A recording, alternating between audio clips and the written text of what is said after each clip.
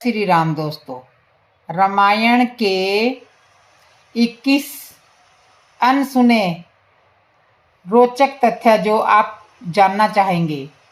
रामायण हिंदुओं का एक पवित्र ग्रंथ है। हिंदू धर्म में रामायण का विशेष स्थान है क्योंकि रामायण का संबंध भगवान श्री राम से है। रामायण के बारे में हम बचपन से ही सुनते आ रहे हैं। रामायण में ऐसी छोटी बड़ी घटनाएं हैं जिनके बारे में ज़्यादातर लोग नहीं जानते, लेकिन कुछ ऐसी घटनाएं भी हैं जिनके बारे में शायद ही सुना होगा। आइए कुछ ऐसी घटनाओं के बारे में हम बात करते हैं जो इस प्रकार है। कौशल्या श्री राम की माता कौशल देश की राजकुमारी थी।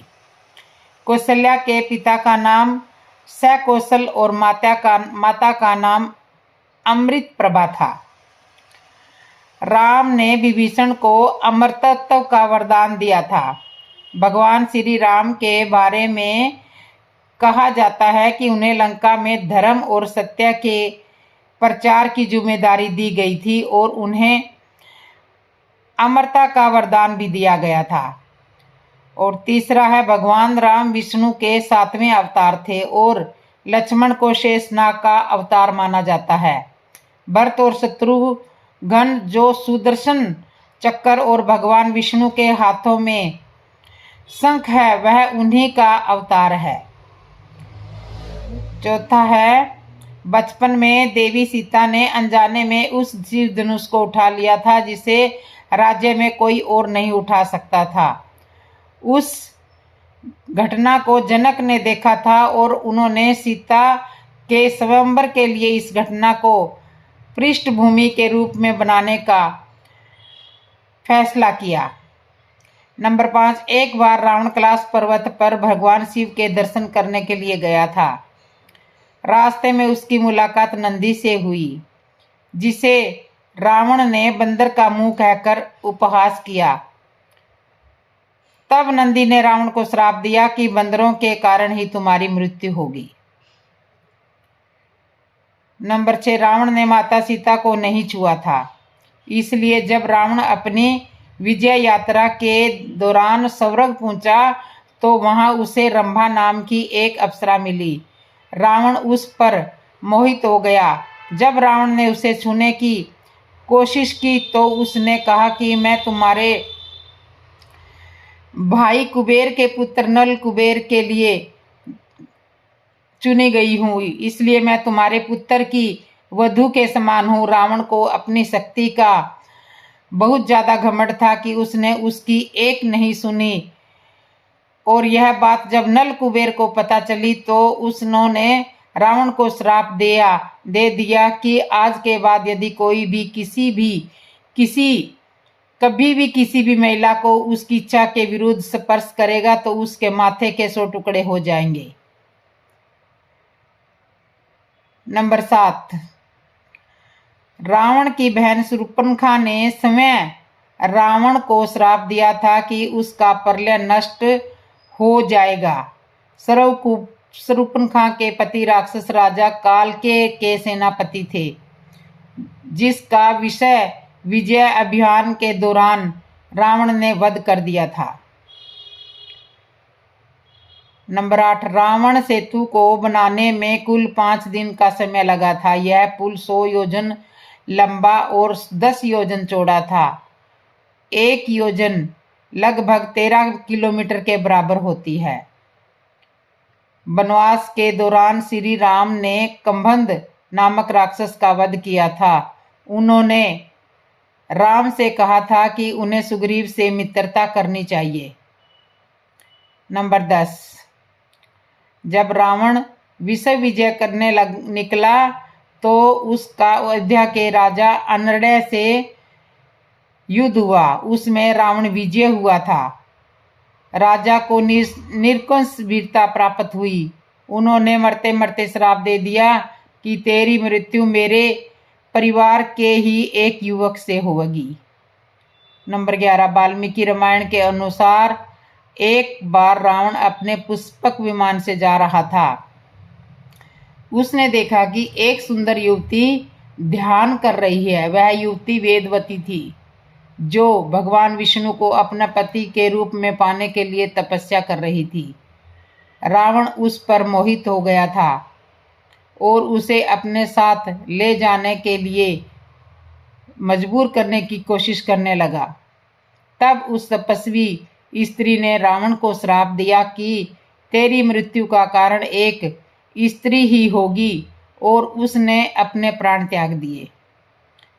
नंबर 12, रावण विषय विजय के अपने मिशन पर यमपुरी आया था। उसका यमराज से झगड़ा हुआ और जब यमराज ने उस पर आक्रमण करना चाहा तो ब्रह्मा ने उसे रोक दिया। वरदान के कारण ही रावण की मृत्यु किसी देवता के द्वारा संभव नहीं थी। नंबर 13, रावण ने ब्रह्मा जी से अमरता का वरदान मांगा तो ब्रह्मा जी ने अमरता का वरदान नहीं दिया। तब रावण ने वरदान मांगा था कि उसके राक्षस और देवी की मृत्यु न हो, इसलिए भगवान विष्णु ने एक साधारण मनुष्य के रूप में जन्म लिया, क्योंकि रावण मनुष्य को मनुष्य मानता नहीं था। नंबर 14, श्री राम के अवतार को पूर्ण अवतार नहीं माना जाता है। श्री राम 14 कलाओं में निपुण थे, जबकि श्री कृष्ण 16 कलाओं में निपुण थे। ऐसा इसलिए था क्योंकि रावण को यह वरदान प्राप्त था कि कोई भी देवता उसे मार नहीं सकेगा, मनुष्य ही उसे मार सकता है। नंबर 15, जब रावण का भाई कुंभकर्ण ब्रह्मा जी से वरदान मांग रहा था तब इंद्र के आग्रह पर माता सरस्वती कुंभकर्ण के लिए उसकी जीभा पर बैठ गई, जिसके कुंभकर्ण के वरदान इंद्रदान के बदले निंद्रदान मांग लिया और वह 6 महीने तक सोता रहता था। नंबर 16, गायत्री मंत्र में 24 अक्षर है और वाल्मीकि रामायण में 24,000 श्लोक है। गायत्री मंत्र रामायण के प्रत्येक 100 श्लोकों के बाद आने वाला पहला अक्षर है। गायत्री मंत्र एक पवित्र प्रार्थना है जिसका उल्लेख सर्वप्रथम ऋषि वेद में किया गया था। यह इस महाकाव्य का सार माना जाता है। नंबर 17, जब भगवान राम ने वरुण से समुद्र को स्थानांतरित करने के लिए कहा था तब वह उनकी सेना उसे पार कर सके। वरुण ने नहीं सुना, इससे भगवान राम क्रोधित हो गए थे, इसलिए उन्होंने वरुण को स्थानांतरित करने के लिए अपने शक्तिशाली ब्रह्मास्त्र का उपयोग किया। वरुण ने श्री राम से सहायता करने का अनुरोध किया। तब भगवान राम ने धृत्युल्य के स्थान पर ब्रह्मास्त्र का प्रयोग किया, जो आज राजस्थान के नाम से जाना जाता है। नंबर 18, लक्ष्मण 14 वर्षों के वनवास में अपने भाई और भाभी की रक्षा के लिए एक दिन भी नहीं सोए थे। वनवास की पहली रात में जब राम और सीता सो रहे थे, निंद्रा देवी लक्ष्मण को दिखाई दी और लक्ष्मण ने उन्हें आशीर्वाद के लिए कहा था कि उन्हें कभी नींद ना आए। देवी निधि ने उनसे पूछा कि क्या आपकी जगह कोई और सो सकता है। तब लक्ष्मण ने सलाह दी कि उनकी पत्नी उर्मिला सो सकती है। यह सुनकर निंद्रा देवी उर्मिला से इस बारे में पूछती है और उर्मिला उसे सहस्त्र स्वीकार कर लेती है। नंबर 19, श्री राम के वंशजों ने भी महाभारत के युद्ध में भाग लिया था, जिनका जन्म महाभारत काल में कौरवों की ओर से लड़ने वाले राम कुश के पुत्र कुश की 50वीं पीढ़ी में हुआ था।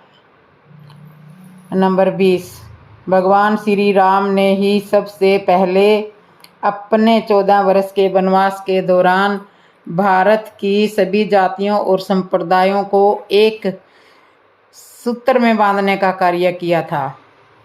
एक भारत बनाकर उन्होंने सभी भारतीयों को एक कर अखंड भारत की स्थापना की थी। भारतीय राज्य तमिलनाडु, महाराष्ट्र, आंध्र प्रदेश, मध्य प्रदेश, केरल, कर्नाटक सहित Nepal, Laos, Kampuchea, Malaysia, Cambodia, Indonesia, Bangladesh, Bhutan, Sri Lanka, Bali, Java, Sumatra और थाईलैंड आदि लोक संस्कृतियाँ और ग्रंथ आज भी इसलिए जीवित हैं। राम 21वां है श्री रामचरितमानस के 7 भागों में बालकांड, अयोध्याकांड, अरण्यकांड, किष्किंधाकांड, सुंदरकांड, लंकाकांड और उत्तरकांड की कथा है। तो दोस्तों ये थे रामायण से जुड़े हुए 21 रोचक तथ्य। रावण के सिर पर मंदोदरी ने लात मारी तो क्या हुआ यह करामात भगवान श्री राम की लीला तथा अनेक भाषाओं और नामों में मौजूद है। इनमें कई तरह अलग अलग रोचक कथाएं भी मौजूद है। आनंद रामायण में एक बड़ी ही रोचक कथा रावण और मंदोदरी की मिलती है। हनुमान जी की चाल में फंसकर रावण का ऐसा हाल हुआ कि उसने अपनी पत्नी मंदोदरी से कहा कि उसके सिर पर एक लात मारे। आइए जाने यह सब कैसे हुआ। जब लक्ष्मण हुए मूर्छित, मेघनाथ से युद्ध के दौरान शक्ति बाण लगने से लक्ष्मण मूर्छित हो गए। लंका के वैद्यराज सुषेण बोलते हैं कि लक्ष्मण का उपचार काफी जटिल है। अगली सुबह तक द्रोणागिरी पर्वत से संजीवनी बूटी लाकर पिलाने के बाद ही लक्ष्मण के प्राण बच सकते थे। यह सुनकर पवनसुत हनुमान बूटी लाने के लिए चल देते हैं। हनुमान ले आए थे द्रोणागिरी पर्वत। चूंकि हनुमान जी को बूटी के बारे में जानकारी नहीं थी, इसलिए वह पूरा द्रोणागिरी पर्वत ही उखाड़ कर ले आते हैं। लेकिन समस्या यह थी कि वह पूरा पर्वत कहाँ रखे, इसलिए वह रणभूमि पर चक्कर लगा रहे थे। राज वैद्य सुषेण ने उन्हें पर्वत रखने का सही स्थान बताया और वैद्यराज ने पहाड़ पर चढ़कर जड़ी बूटी खोज ली। लेकिन अभी भी जड़ी बूटी का रस बनाने के लिए वैद्य को दिव्य खल और मूसल चाहिए था, जिसे रावण ने अपने आंतरिक कक्ष में रखा हुआ था। वह सुनते ही हनुमान रावण के निवास की ओर प्रस्थान करते हैं। रावण ने छिपाया खल मूसल। रावण को पता था कि सुषेण को खल और मूसल की आवश्यकता जरूर पड़ेगी, इसलिए उसने उसको अपनी सया यानी कि बेड के समीप ही रखा हुआ था। जब हनुमान जी वहां पहुंचे तो उन्होंने देखा कि मंदोदरी रावण के पास सो रही है। हनुमान जी ने रावण का ध्यान भंग करने के लिए उसकी सया के नीचे जाकर रावण के बालों को पलंग के डंडे से बांध दिया और उखल मूसल को लेकर द्वार की ओर भागने लगा। रावण उठने में हुआ असफल। हनुमान जी को देखकर रावण हड़बड़ाकर उठना चाह रहा था, लेकिन उसके बाल पलंग से बंधे होने के कारण वह असफल रहा। कई बार रावण अपने बालों की गांठ खोलने का प्रयास करते रहे लेकिन बाल और भी उलझे चले जा रहे थे। दरअसल हनुमान जी ने अपनी शक्ति का प्रयोग करके कुछ ऐसा जादू किया था कि जब तक मंदोदरी द्वारा रावण के सिर पर लात नहीं पड़ेगी तब तक यह गांठ नहीं खुलेगी। तब तक वो गांठ नहीं खुल सकती थी। मंदोदरी ने मारी रावण के सिर पर लात। रावण हनुमान को रोकने के लिए अपनी पत्नी को जगाने लगा। यह सब देखकर हनुमान जी हंस रहे थे। रावण ने अपने शीश को मंदोदरी के सामने झुकाया और सिर पर लात मारने के लिए प्रार्थना करने लगा। इस तरह रावण को अपनी ही पत्नी के द्वारा लात खानी पड़ी थी और फिर वह पलंग से उठने में सफल हुआ। हालांकि तब तक हनुमान खल मूसल लेकर निकल गए थे। रामायण की कथाओं में ऐसा ज्ञात होता है कि रावण मंदोदरी से बहुत अधिक प्रेम करता था। रावण ने सीता स्वयंवर में भाग लेने से पहले मंदोदरी से कहा था कि सीता का स्वयंवर जीतने के बाद भी तुम मेरी यानी कि रावण की पटरानी ही रहोगी। रावण की पत्नी मंदोदरी की 7 खास बातें। रावण की पत्नी मंदोदरी एक पतिव्रता, बुद्धिमान, धर्मपरायण स्त्री के रूप में जानी जाती है, जिन्होंने रावण को सीताहरण जैसे गलत कार्यों से रोकने की कोशिश की, लेकिन रावण ने उसकी बात नहीं मानी। अपने पति के दोषों के बावजूद मंदोदरी उससे प्यार करती है और उसे धर्म के मार्ग पर चलने की सलाह देती है। आइए जानते हैं मंदोदरी के बारे में 7 खास बातें। मंदोदरी के खलनायक रावण के बारे में तो आपने बहुत कुछ पढ़ा और सुना होगा, लेकिन मंदोदरी और रावण की प्रेम कहानी के बारे में कम ही लोग जानते हैं। इनकी प्रेम कहानी जानने से पहले आपको मंदोदरी के बारे में बता दें कि रावण और मंदोदरी की मुलाकात कब और कहाँ हुई।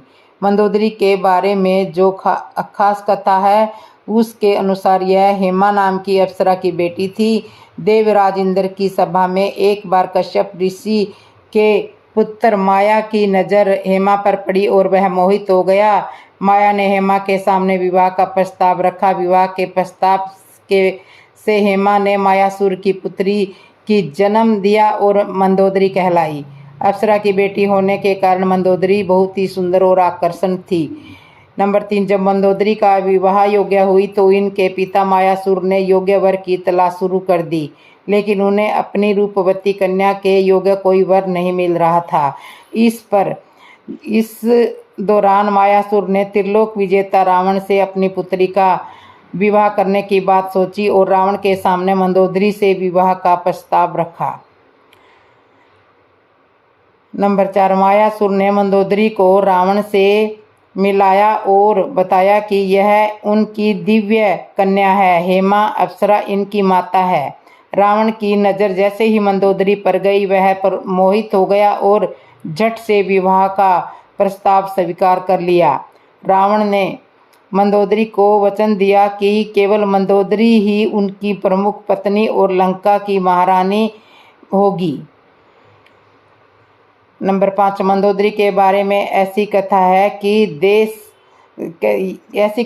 कि देवी सीता इन्हीं की पुत्री है। ज्योतिषियों ने सीता को देखने के बाद कहा था कि इन्हें महल से निकाल दो, यह लंका में रहेगी तो लंका का विनाश कर देगी। इसलिए रावण ने सीता को कलश में छुपाकर भूमि में दबा दिया था, लेकिन विधाता का ऐसा खेल हुआ कि सीता का हरण कर रावण लंका ले गया और मंदोदरी के लाख समझाने के बाद भी वह सीता को राम को लौटा दे। रावण ने बात नहीं मानी और लंका का विनाश हो गया।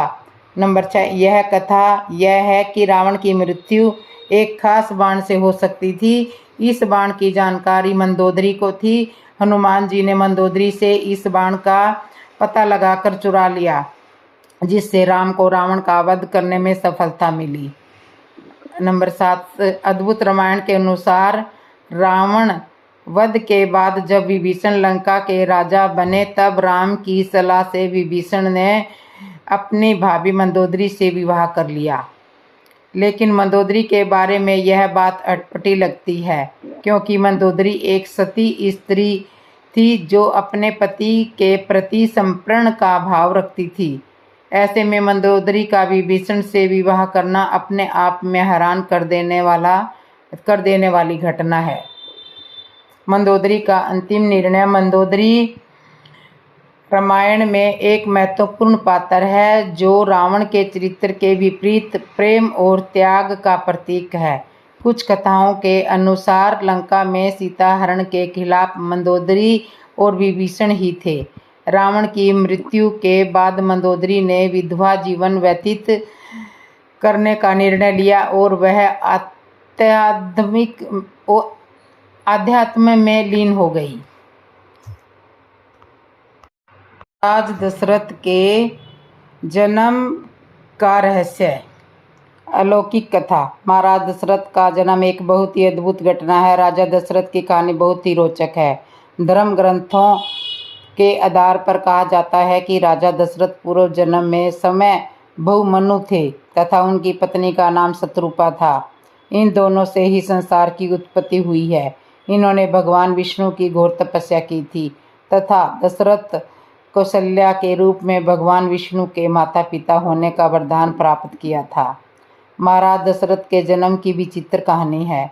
बताया जाता है कि ब्रह्मा जी से मारीच का प्रादुर्भाव हुआ था, जिनके पुत्र कश्यप जी थे। कश्यप जी के वंश में ही जन्म लिया था इक्ष्वाकु ने, और जिन्होंने अयोध्या नगरी को बसाकर उसे अपनी राजधानी बनाया था। उसके बाद इक्ष्वाकु कुल की स्थापना की। इसी कुल में जन्मे थे महान राजा भागीरथी, जिन्होंने अपनी तपस्या के बल पर गंगा माता को पृथ्वी पर आने के लिए कहा था। इनके कुल में जन्मे महान राजा रघु, जिससे इस वंश को रघुवंश कहने लगे।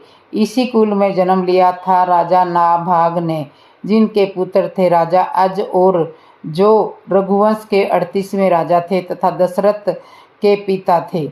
दशरथ की माता का नाम इंदुमती था। प्रामाणिक धर्म ग्रंथों के अनुसार पर यह बताया जाता है कि एक बार राजा अज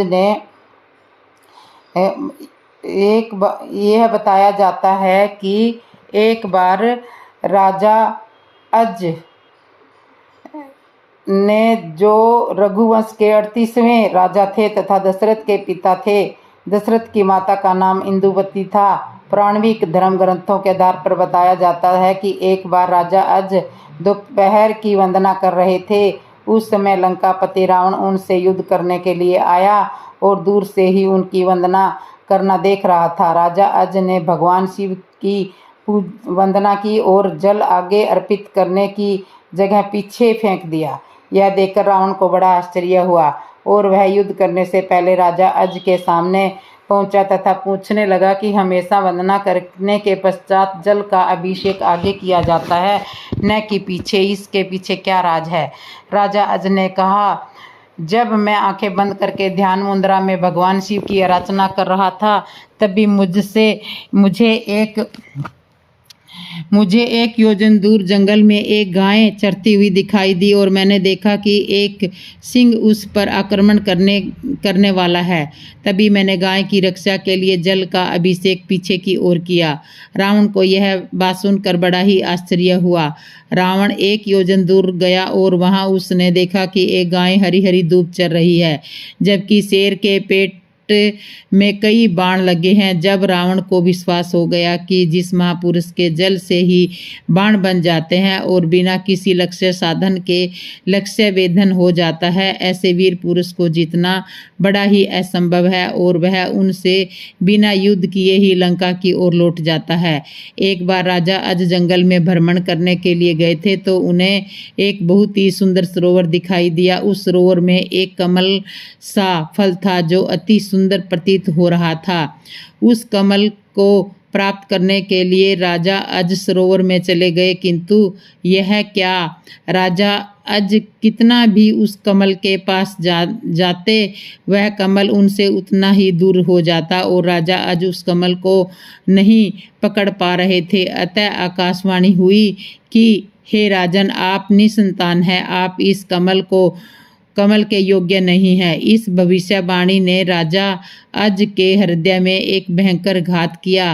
राजा अज अपने महल में लौट आए और चिंताग्रस्त रहने लगे, क्योंकि उन्हें संतान नहीं थी, जबकि वह भगवान शिव के परम भगत थे। भगवान शिव ने उनकी इस चिंता को ध्यान में लिया और उन्होंने धर्मराज को बुलाया और कहा कि तुम किसी ब्राह्मण को अयोध्या नगरी पहुंचाओ, जिससे राजा अज को संतान की प्राप्ति के लिए आसार हो जाए। दूर पार एक गरीब ब्राह्मण और ब्राह्मणी सरयू नदी के किनारे कुटिया बनाकर रहते थे। एक दिन वे ब्राह्मण राजा अज के दरबार में गए और उनसे अपनी दुर्दशा का जिक्र कर भिक्षा मांगने लगे। राजा अज ने उन्हें खजाने में से उन्हें सोने की असरफियां देनी चाहिए, लेकिन ब्राह्मण नहीं कहते हुए मना कर दिया कि यह प्रजा का है, आप अपने पास में जो है उसे दे दीजिए। जब राजा अज ने अपने गले का हार उतार कर दिया तो ब्राह्मण को देने लगे तो ब्राह्मण ने मना कर दिया कि यह भी प्रजा का ही है, प्रजा की ही संपत्ति है। इस प्रकार राजा अज को बड़ा दुख हुआ कि आज एक गरीब ब्राह्मण उनके दरबार से खाली हाथ जा रहा है। तब राजा अज शाम को एक मजदूर का भेष बनाते हैं और नगर में किसी काम के लिए निकल जाते हैं। चलते चलते वह एक लोहार के यहाँ पहुँचते हैं और अपना परिचय बिना बताए ही वहाँ विनय कर काम करने लग जाते हैं। पूरी रात को हथौड़े से लोहे का पीटने का काम करते रहे, जिसके बदले में उन्हें सुबह 1 टका मिला। राजा 1 टका लेकर ब्राह्मण के घर पहुंचते हैं, लेकिन वहां ब्राह्मण नहीं था। उन्होंने वह 1 टका ब्राह्मण की पत्नी को दे दिया और कहा कि इसे ब्राह्मण को दे देना। जब ब्राह्मण आया तो ब्राह्मण की पत्नी ने वह टका ब्राह्मण को दे दिया और ब्राह्मण ने उस टके को जमीन पर फेंक दिया। तभी एक आश्चर्यजनक घटना हुई। ब्राह्मण ने जहां टका फेंका था वहां गड्ढा हो गया और ब्राह्मण ने उस गड्ढे को और खोदा तो उसमें से सोने का एक रथ निकला तथा आसमान में चला गया। इसके पश्चात ब्राह्मण ने और खोदा तो दूसरा सोने का रथ निकला और आसमान की ओर दौड़ गया और इसी प्रकार से 9 सोने के रथ निकले और आसमान की तरफ चले गए। और जब 10वां रथ निकला तो उस पर एक बालक था और वह रथ जमीन पर आकर ठहर गया। ब्राह्मण उस बालक को लेकर राजा अज के दरबार में पहुंचे और कहा, राजन, इस पुत्र को स्वीकार कीजिए।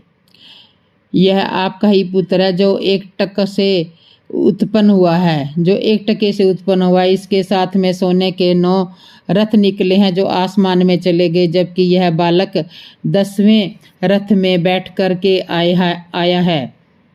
10वें रथ में बैठ कर के आया है। 10वें रथ पर निकला है, इसलिए यह रथ तथा पुत्र आपका है। इस प्रकार से दशरथ जी का जन्म हुआ था। दशरथ जी को शनिदेव का वरदान। खगोल शास्त्रों का मानना है कि शनिदेव के रोहिणी तारा की कक्षा में आने पर 12 वर्ष की अवधि के लिए दुनिया में अकाल पड़े रहेगा। लेकिन यह शनि ग्रहण रोहिणी तारे की कक्षा में नहीं आते हैं।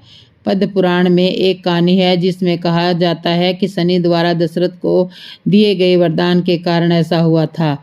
राजा दशरथ के समय शनि ग्रह रोहिणी की कक्षा के निकट पहुंच गए थे। ज्योतिषी के विद्वानों ने कहा था कि यदि शनि ग्रहण रोहिणी तारा को चीर देगा तो पृथ्वी अकाल आदि से नष्ट हो जाएगी।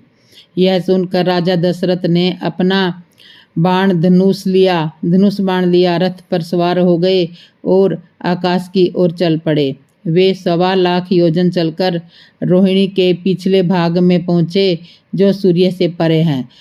श्रवण के वस्त्र और रतन जड़ित मुकुट से सुशोभित, बहुमूल्य रत्नों में सुशोभित श्रवण के रथ पर बैठे हुए, ऊंची ध्वजा और हंस के रंग के घोड़ों से जूते हुए राजा दूसरे सूर्य के समान आकाश में चमक रहे थे। उन्होंने धनुष की डोरी कान तक खींची।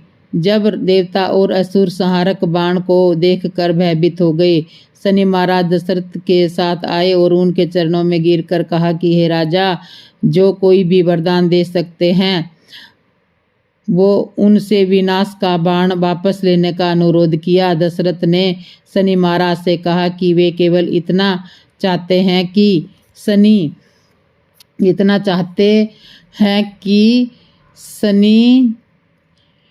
महाराज रोहिणी की कक्षा में न जाए। शनि महाराज ने उनकी बात मान ली।